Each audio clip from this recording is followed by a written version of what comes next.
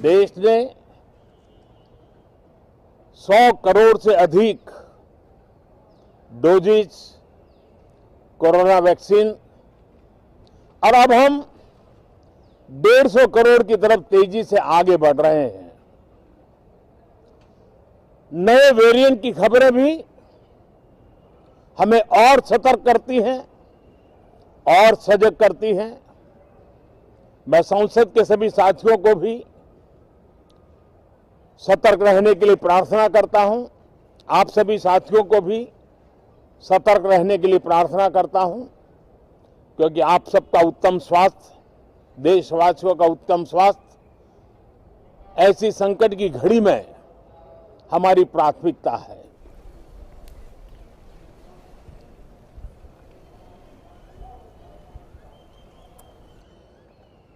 नमस्कार साथियों, संसद का ये सत्र अत्यंत महत्वपूर्ण है।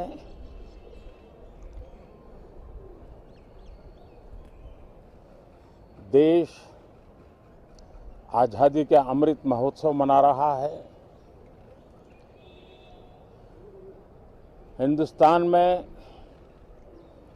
चारों दिशाओं में से इस आजादी के अमृत महोत्सव के निमित्त रचनात्मक, सकारात्मक,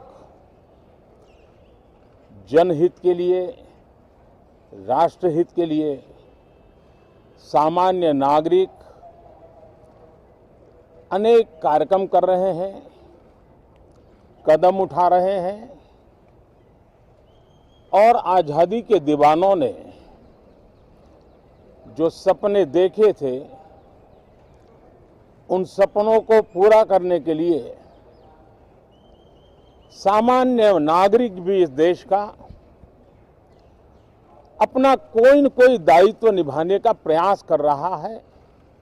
ये खबरें ये अपने आप में भारत के उज्जवल भविष्य के लिए शुभ संकेत है।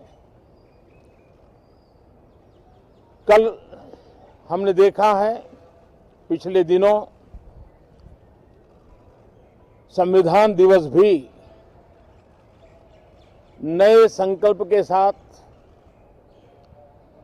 संविधान के स्पिरिट को चरितार्थ करने के लिए हर किसी के दायित्व के संबंध में पूरे देश ने एक संकल्प किया है।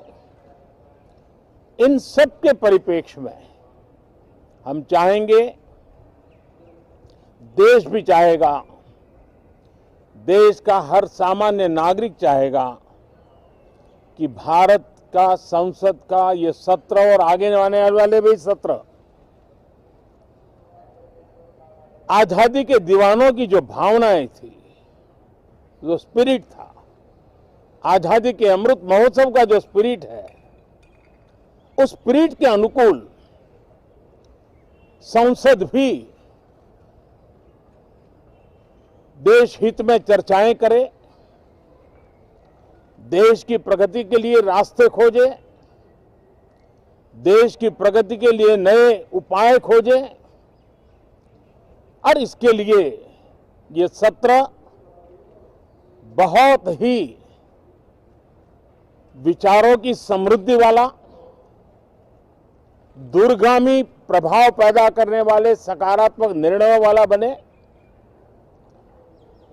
मैं आशा करता हूं कि भविष्य में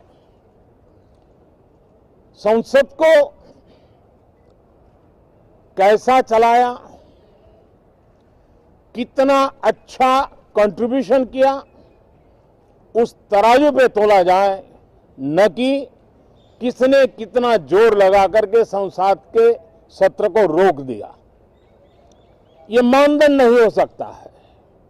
मानदंड ये होगा कि संसद में कितने घंटे काम हुआ, कितना सकारात्मक काम हुआ।